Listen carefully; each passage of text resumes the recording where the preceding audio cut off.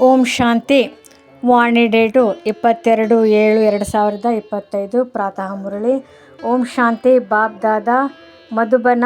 ಮಧುರ ಮಕ್ಕಳೇ, ನಿಮ್ಮ ವಿದ್ಯೆಯ ತಳಪಾಯವು ಪವಿತ್ರತೆಯಾಗಿದೆ. ಪವಿತ್ರತೆ ಇದ್ದಾಗಲೇ ಯೋಗದ ಹರಿತವು ಅಂದರೆ ಹೊಳಪು ತುಂಬುವುದು.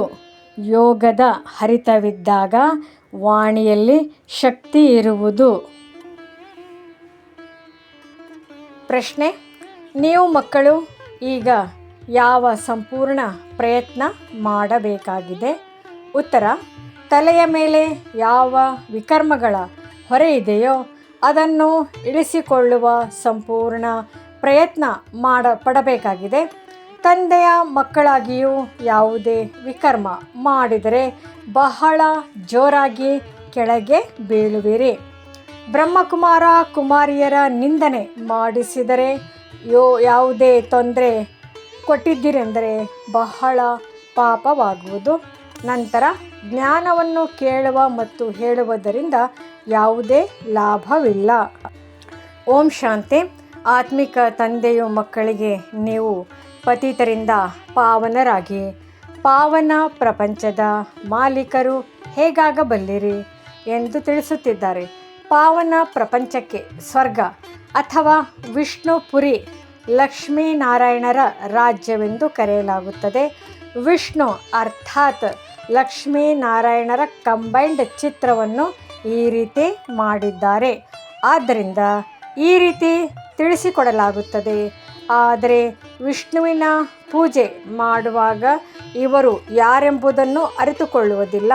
ಮಹಾಲಕ್ಷ್ಮಿಯ ಪೂಜೆ ಮಾಡುತ್ತಾರೆ, ಆದರೆ ಇವರು ಯಾರೆಂಬುದನ್ನು ತಿಳಿದುಕೊಂಡಿಲ್ಲ. ತಂದೆಯು ನೀವು ಮಕ್ಕಳಿಗೆ ಭಿನ್ನ ಭಿನ್ನ ರೂಪದಿಂದ ತಿಳಿಸುತ್ತಾರೆ. ಅದನ್ನು ಚೆನ್ನಾಗಿ ಧಾರಣೆ ಮಾಡಿಕೊಳ್ಳಿ. ಪರಮಾತ್ಮನು ಎಲ್ಲವನ್ನೂ ಅರಿತಿದ್ದಾರೆ. ನಾವು ಏನೆಲ್ಲ ಒಳ್ಳೆಯದು ಕೆಟ್ಟದ್ದನ್ನು ಮಾಡುತ್ತೇವೆಯೋ ಅದನ್ನು ತಿಳಿದುಕೊಂಡಿದ್ದಾರೆ. ಸರ್ವಜ್ಞನಾಗಿದ್ದಾರೆಂದು ಕೆಲವರ ಬುದ್ಧಿಯಲ್ಲಿರುತ್ತದೆ. ಇದಕ್ಕೆ ಅಂಧಶ್ರದ್ಧೆಯ ಭಾವವೆಂದು ಹೇಳಲಾಗುತ್ತದೆ. ಭಗವಂತನು ಈ ಮಾತುಗಳನ್ನು ಅರಿತುಕೊಂಡೇ ಇಲ್ಲ. ನೀವು ಮಕ್ಕಳು ತಿಳಿದುಕೊಂಡಿದ್ದೀರಿ, ಭಗವಂತನು ಪತಿತರನ್ನು ಪಾವನ ಮಾಡುವವರಾಗಿದ್ದಾರೆ. ಪಾವನರನ್ನಾಗಿ ಮಾಡಿ ಸ್ವರ್ಗದ ಮಾಲೀಕರನ್ನಾಗಿ ಮಾಡುತ್ತಾರೆ. ಇದರಲ್ಲಿ ಯಾರು ಚೆನ್ನಾಗಿ ಓದುವರೋ ಅವರು ಶ್ರೇಷ್ಠ ಪದವಿಯನ್ನು ಪಡೆಯುತ್ತಾರೆ. ಆದರೆ ತಂದೆಯು ಎಲ್ಲರ ಮನಸ್ಸುಗಳನ್ನು ಅರಿತುಕೊಂಡಿದ್ದಾರೆಂದು ತಿಳಿಯಬಾರದು. ಇದಕ್ಕೆ ಬುದ್ಧಿಹೀನತೆ ಎಂದು ಹೇಳಲಾಗುವುದು.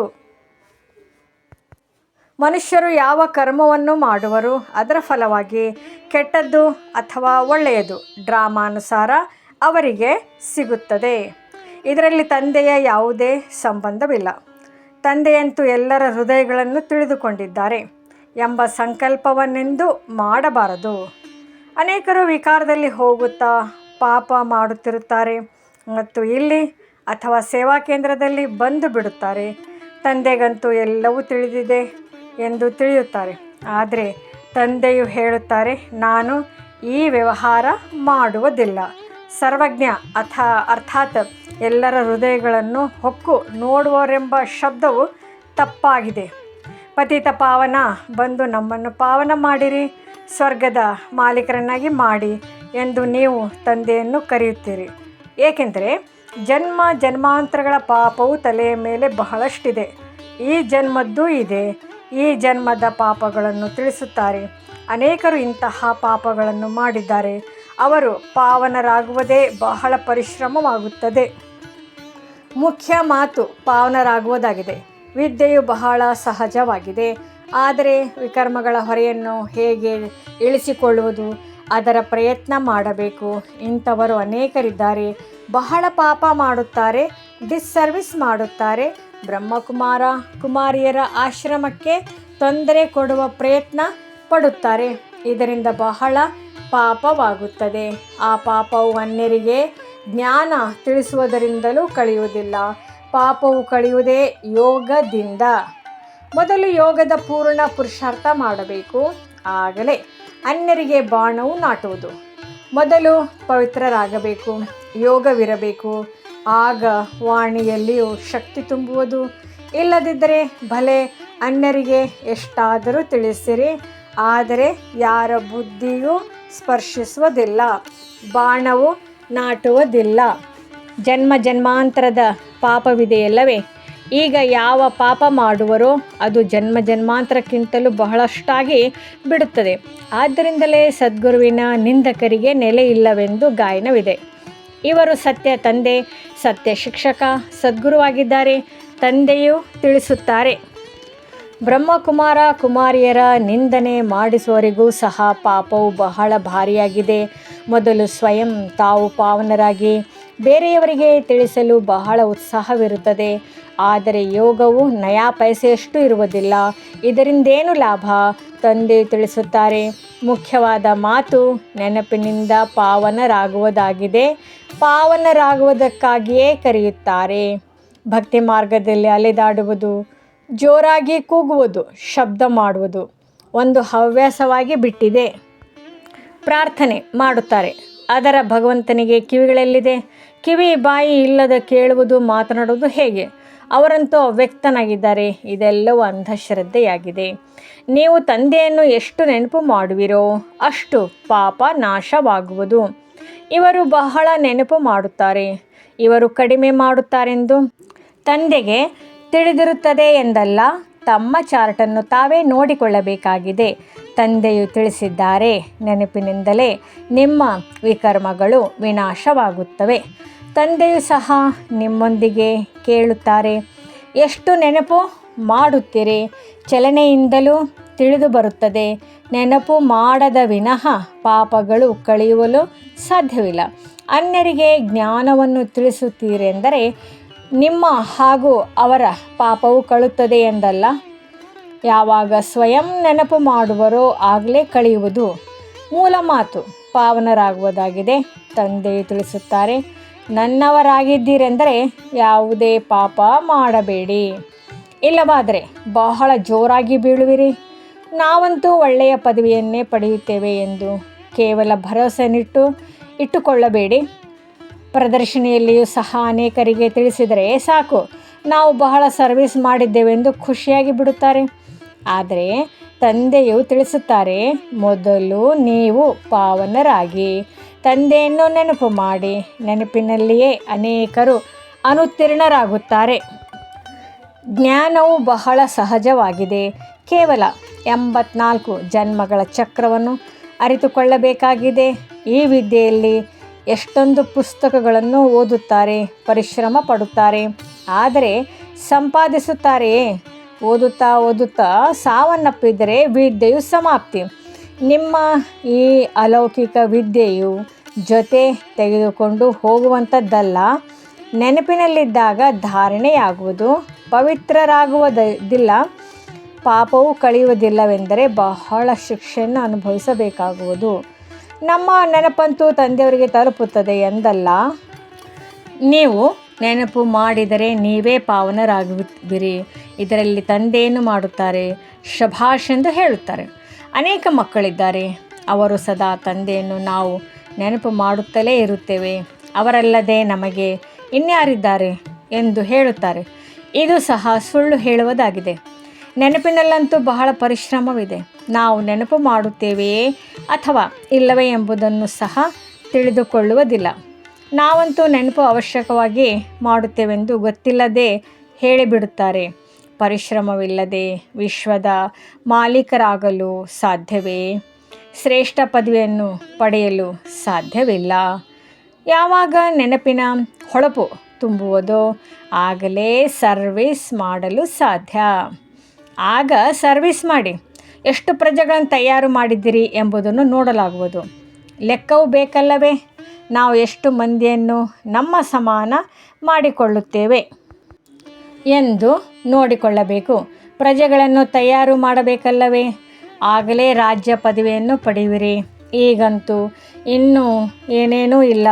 ಯೋಗದಲ್ಲಿದ್ದು ಹೊಳಪು ತುಂಬಿದಾಗಲೇ ಅನ್ಯರಿಗೆ ಪೂರ್ಣ ಬಾಣವು ನಾಟುವುದು. ಕೊನೆಯಲ್ಲಿ ಭೀಷ್ಮ, ಪಿತಾಮಹ, ದ್ರೋಣ ಮೊದಲಾದವರಿಗೂ ಜ್ಞಾನವನ್ನು ಕೊಟ್ಟರೆಂದು ಶಾಸ್ತ್ರಗಳಿದೆಯಲ್ಲವೇ? ಯಾವಾಗ ನಿಮ್ಮ ಪತಿತತನವು ಹೊರಟು ಹೋಗಿ ನಿಮ್ಮ ಆತ್ಮವು ಸತೋ ಪ್ರಧಾನತೆಯ ಕಡೆಗೆ ಬಂದು ಬಿಡುವುದು, ಆಗ ಆ ಹರಿತವು ತುಂಬುತ್ತದೆ. ಬಹು ಬೇಗನೆ ಬಾಣವು ನಾಟುತ್ತದೆ. ತಂದೆಯಂತೂ ಎಲ್ಲವನ್ನು ತಿಳಿದುಕೊಂಡಿದ್ದಾರೆಂಬ ಸಂಕಲ್ಪವನ್ನೆಂದೂ ಮಾಡಬೇಡಿ. ತಂದೆಗೆ ತಿಳಿದುಕೊಳ್ಳುವ ಅವಶ್ಯಕತೆ ಏನಿದೆ? ಯಾರು ಮಾಡುವರೋ ಅವರು ಪಡೆಯುವರು. ತಂದೆಯು ಸಾಕ್ಷಿಯಾಗಿ ನೋಡುತ್ತಿರುತ್ತಾರೆ. ಬಾಬಾ, ನಾವು ಇಂತಹ ಜಾಗದಲ್ಲಿ ಹೋಗಿ ಸರ್ವಿಸ್ ಮಾಡಿದೆವು ಎಂದು ತಂದೆಗೆ ಪತ್ರ ಬರೆಯುತ್ತಾರೆ. ಆದರೆ ತಂದೆಯು ಕೇಳುವುದು, ಮೊದಲು ನೀವು ನೆನಪಿನ ಯಾತ್ರೆಯಲ್ಲಿ ತತ್ಪರಾಗಿದ್ದೀರಾ? ಮೊದಲ ಮುಖ್ಯ ಮಾತೇ ಇದಾಗಿದೆ. ಅನ್ಯ ಸಂಘಗಳನ್ನು ಬಿಟ್ಟು ಒಬ್ಬ ತಂದೆಯ ಸಂಘ ಮಾಡಿ ದೇಹಿ ಅಭಿಮಾನಿಗಳಾಗಿರಿ. ಮನೆಯಲ್ಲಿದ್ದರೂ ಸಹ ತಿಳಿದುಕೊಳ್ಳಬೇಕಾಗಿದೆ, ಇದು ಹಳೆಯ ಪ್ರಪಂಚ, ಹಳೆಯ ದೇಹವಾಗಿದೆ. ಇದೆಲ್ಲವೂ ಸಮಾಪ್ತಿಯಾಗುವುದಿದೆ. ನಮ್ಮ ಕೆಲಸವಿರುವುದೇ ತಂದೆ ಮತ್ತು ಆಸ್ತಿಯೊಂದಿಗೆ ಗೃಹಸ್ಥ ವ್ಯವಹಾರದಲ್ಲಿ ಇರಬೇಡಿ, ಯಾರೊಂದಿಗೂ ಮಾತನಾಡಬೇಡಿ ಎಂದು ತಂದೆಯೇನೂ ಹೇಳುವುದಿಲ್ಲ. ಮದುವೆಗೆ ಹೋಗುವುದೇ ಎಂದು ತಂದೆಯನ್ನು ಕೇಳುತ್ತಾರೆ. ಅದಕ್ಕೆ ತಂದೆಯು ತಿಳಿಸುತ್ತಾರೆ, ಭಲೆ ಹೋಗಿರಿ, ಅಲ್ಲಿಯೂ ಸರ್ವಿಸ್ ಮಾಡಿ. ಬುದ್ಧಿಯೋಗವು ಶಿವ ತಂದೆಯೊಂದಿಗಿರಲಿ.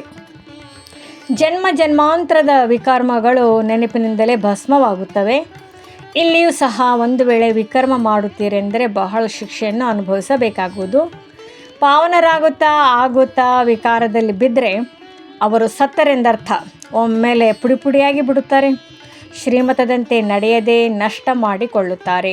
ಹೆಜ್ಜೆ ಹೆಜ್ಜೆಯಲ್ಲಿ ಶ್ರೀಮತವೂ ಬೇಕು. ಇಂತಿಂತಹ ಪಾಪಗಳನ್ನು ಮಾಡುತ್ತಾರೆ.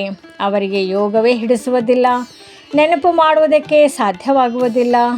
ಆಗ ಹೋಗಿ ಯಾರಿಗಾದರೂ ಭಗವಂತನು ಬಂದಿದ್ದಾರೆ, ಅವರಿಂದ ಆಸ್ತಿಯನ್ನು ತೆಗೆದುಕೊಳ್ಳಿ ಎಂದು ಹೇಳಿದರೆ ಅವರು ನಂಬುವುದಿಲ್ಲ, ಬಾಣವು ನಾಟುವುದಿಲ್ಲ. ತಂದೆಯು ಹೇಳಿದ್ದಾರೆ, ಮೊದಲು ಭಕ್ತರಿಗೆ ಜ್ಞಾನವನ್ನು ತಿಳಿಸಿ, ವ್ಯರ್ಥವಾಗಿ ಯಾರಿಗೂ ಹೇಳಬೇಡಿ, ಇಲ್ಲವಾದರೆ ಇನ್ನೂ ನಿಂದನೆ ಮಾಡಿಸುತ್ತೀರಿ. ಕೆಲವು ಮಕ್ಕಳು ತಂದೆಯೊಂದಿಗೆ ಕೇಳುತ್ತಾರೆ, ಬಾಬಾ, ನಮಗೆ ದಾನ ಮಾಡುವ ಹವ್ಯಾಸವಿದೆ, ಈಗಂತೂ ಜ್ಞಾನದಲ್ಲಿ ಬಂದಿದ್ದೇವೆ, ಅಂದಾಗ ಏನು ಮಾಡುವುದು? ತಂದೆಗೆ ಸಲಹೆ ನೀಡುತ್ತಾರೆ, ಮಕ್ಕಳೇ, ಬಡವರಿಗೆ ದಾನ ಮಾಡುವವರಂತೂ ಅನೇಕರಿದ್ದಾರೆ. ಹಸುವಿನಿಂದ ಬಳಲುವುದಿಲ್ಲ. ಫಕೀರರ ಬಳಿ ಬಹಳಷ್ಟು ಹಣವಿರುತ್ತದೆ. ಆದ್ದರಿಂದ ಇವೆಲ್ಲ ಮಾತುಗಳಿಂದ ನಿಮ್ಮ ಬುದ್ಧಿಯು ದೂರವಾಗಬೇಕು. ದಾನ ಇತ್ಯಾದಿಗಳಲ್ಲಿ ಬಹಳ ಎಚ್ಚರಿಕೆಯಿಂದಿರಬೇಕು. ಅನೇಕರು ಇಂತಿಂತಹ ಕೆಲಸಗಳನ್ನು ಮಾಡುತ್ತಾರೆ, ಮಾತೇ ಕೇಳಬೇಡಿ. ಆದರೂ ಸಹ ನಮ್ಮ ತಲೆಯ ಮೇಲೆ ಹೊರೆಯು ಇನ್ನೂ ಭಾರಿಯಾಗುತ್ತಿದೆ ಎಂಬುದನ್ನು ತಿಳಿದುಕೊಳ್ಳುವುದೇ ಇಲ್ಲ. ಜ್ಞಾನ ಮಾರ್ಗವು ತಮಾಷೆಯ ಮಾರ್ಗವಲ್ಲ. ತಂದೆಯ ಜೊತೆ ಧರ್ಮರಾಜನು ಇದ್ದಾರೆ. ಧರ್ಮರಾಜನ ಬಹಳ ದೊಡ್ಡ ದೊಡ್ಡ ಶಿಕ್ಷೆಗಳನ್ನು ಅನುಭವಿಸಬೇಕಾಗುತ್ತದೆ. ಧರ್ಮರಾಜನು ಲಿಖಿತವೆಲ್ಲವನ್ನು ತೆಗೆದುಕೊಂಡಾಗ ತಿಳಿಯುತ್ತದೆ ಎಂದು ಹೇಳುತ್ತಾರಲ್ಲವೇ? ಜನ್ಮ ಜನ್ಮಾಂತರದ ಶಿಕ್ಷೆಗಳನ್ನು ಅನುಭವಿಸುವುದರಲ್ಲಿ ಸಮಯ ಹಿಡಿಸುವುದಿಲ್ಲ.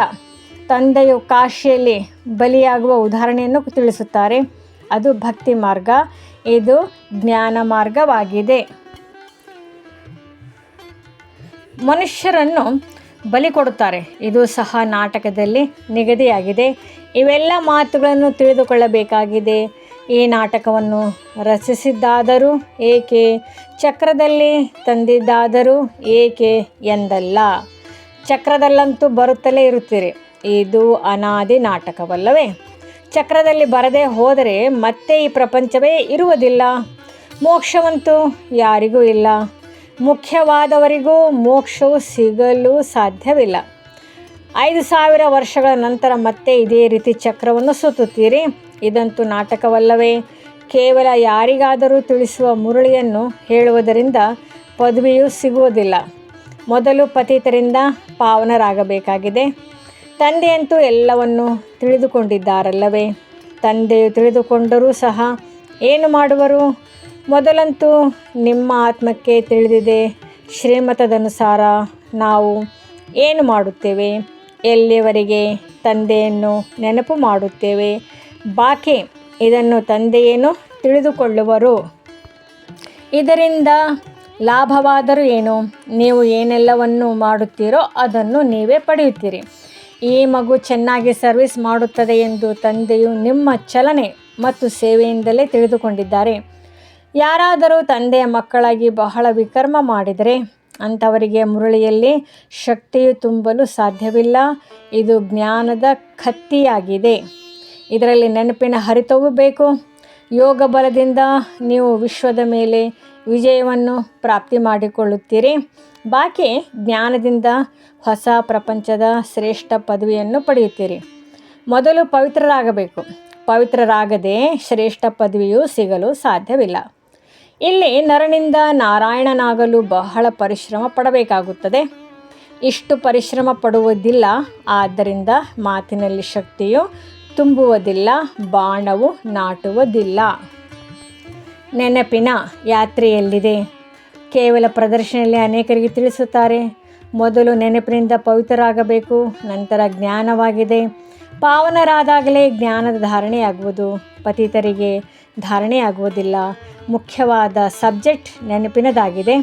ಆ ವಿದ್ಯೆಯಲ್ಲಿಯೂ ಸಬ್ಜೆಕ್ಟ್ಗಳಿರುತ್ತವೆ ಅಲ್ಲವೇ? ನಿಮ್ಮ ಬಳಿಯೂ ಭಲೆ ಬೀಕೆ ಆಗುತ್ತಾರೆ. ಆದರೆ ಬ್ರಹ್ಮಕುಮಾರ್ ಕುಮಾರಿ ಸಹೋದರ ಸಹೋದರಿಯರಾಗುವುದು ಚಿಕ್ಕಮ್ಮನ ಮನೆಯಂತಲ್ಲ. ಕೇವಲ ನಾಮ ಮಾತ್ರಕ್ಕೆ ಆಗಬಾರದು. ದೇವತೆಗಳಾಗಲು ಮೊದಲು ಅವಶ್ಯವಾಗಿ ಪವಿತ್ರರಾಗಬೇಕಾಗಿದೆ. ನಂತರ ವಿದ್ಯೆಯಾಗಿದೆ. ಕೇವಲ ವಿದ್ಯೆ ಇದ್ದು ಪವಿತ್ರರಾಗದಿದ್ದರೆ ಶ್ರೇಷ್ಠ ಪದವಿಯನ್ನು ಪಡೆಯಲು ಸಾಧ್ಯವಿಲ್ಲ. ಆತ್ಮವು ಪವಿತ್ರವಾಗಬೇಕು. ಪವಿತ್ರವಾದಾಗಲೇ ಪವಿತ್ರ ಪ್ರಪಂಚದಲ್ಲಿ ಶ್ರೇಷ್ಠ ಪದವಿಯನ್ನು ಪಡೆಯಲು ಸಾಧ್ಯ. ಪವಿತ್ರತೆಗಾಗಿಯೇ ತಂದೆಯು ಬಹಳ ಒತ್ತು ಕೊಟ್ಟು ಹೇಳುತ್ತಾರೆ. ಪವಿತ್ರತೆ ಇಲ್ಲದೆ ಯಾರಿಗೂ ಜ್ಞಾನವನ್ನು ಕೊಡಲು ಸಾಧ್ಯವಿಲ್ಲ. ಬಾಕಿ ತಂದೆಯು ಏನನ್ನೂ ನೋಡುವುದಿಲ್ಲ, ಎಲ್ಲ ಮಾತುಗಳನ್ನು ತಿಳಿಸಿಕೊಡುತ್ತಾರೆ. ಭಕ್ತಿ ಮಾರ್ಗದಲ್ಲಿ ಭಾವನೆಯ ಫಲವೂ ಸಿಗುತ್ತದೆ. ಅದು ಸಹ ನಾಟಕದಲ್ಲಿ ನಿಗದಿಯಾಗಿದೆ. ಶರೀರವಿಲ್ಲದೆ ತಂದೆಯು ಹೇಗೆ ಮಾತನಾಡುವರು, ಹೇಗೆ ಕೇಳುವರು? ಆತ್ಮಕ್ಕೆ ಶರೀರವಿದ್ದಾಗ ಕೇಳುತ್ತದೆ, ಮಾತನಾಡುತ್ತದೆ.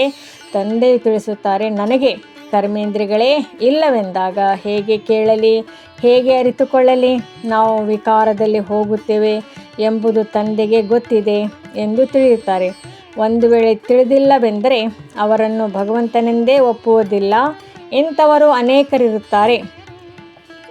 ತಂದೆಯು ತಿಳಿಸುತ್ತಾರೆ, ನಾನು ನಿಮಗೆ ಪಾವನರನ್ನಾಗಿ ಮಾಡುವ ಮಾರ್ಗವನ್ನು ತಿಳಿಸಲು ಬಂದಿದ್ದೇನೆ. ಸಾಕ್ಷಿಯಾಗಿ ನೋಡುತ್ತೇನೆ.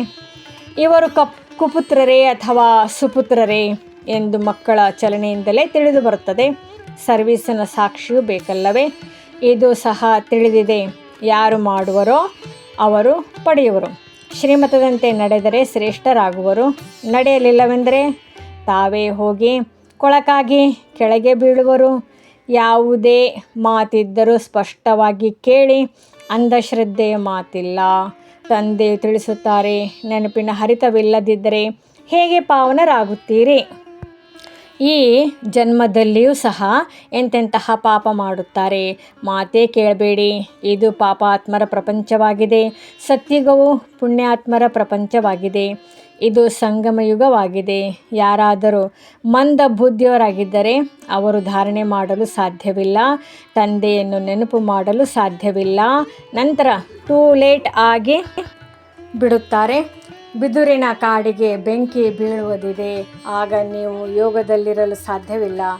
ಆ ಸಮಯದಲ್ಲಿ ಹಾಹಾಕಾರವಾಗಿ ಬಿಡುತ್ತದೆ. ಬಹಳ ದುಃಖದ ಬೆಟ್ಟಗಳು ಬೀಳಲಿವೆ. ಆದ್ದರಿಂದ ಇದೇ ಚಿಂತೆ ಇರಬೇಕು.